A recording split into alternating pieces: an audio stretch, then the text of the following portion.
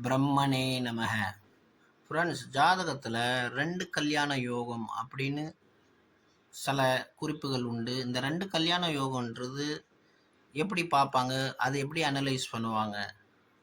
For example, கன்னியா லக்னம்னு வச்சுங்க. கன்னியா லக்னத்துக்கு கலத்திர காரகன் குரு பகவான் ஆகிறாரு. இந்த குரு பகவான் கேத்து கூட சேர்ந்துட்டாருன்னு வச்சுக்க, 3rd ஹவுஸில் இல்லை 7th ஹவுஸ்லேயே இருக்காருன்னு நினச்சிங்களேன். இல்லை வேற எதாவது கூட குரு பகவானோட பிளேஸ்மெண்ட் ஆயிருக்கு. இது 2 கல்யாண யோகத்தை உருவாக்கும். இல்லைன்னா எங்கன்னா என்கேஜ்மெண்ட் ஆகி ஆகும்.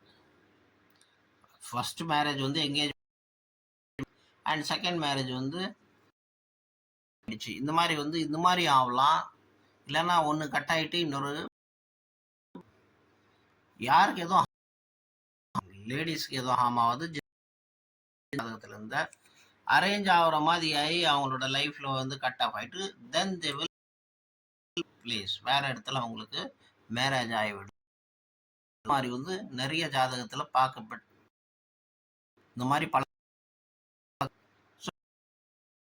ரொம்ப கேர்ஃபுல்லாக அதுக்கு என்ன பரிகாரம் செஞ்சு ஃபுல்லாக கல்யாணம் பண்ணோம்னா இந்த மாதிரி விபத்துங்களை நம்ம ஒருபோது கொடை எடுத்துகிட்டு போகணும். இதுதான் ஆக்சுவலி ஜாதகம், ஒரு ஆன்மீக வழிபாடு. Will escape from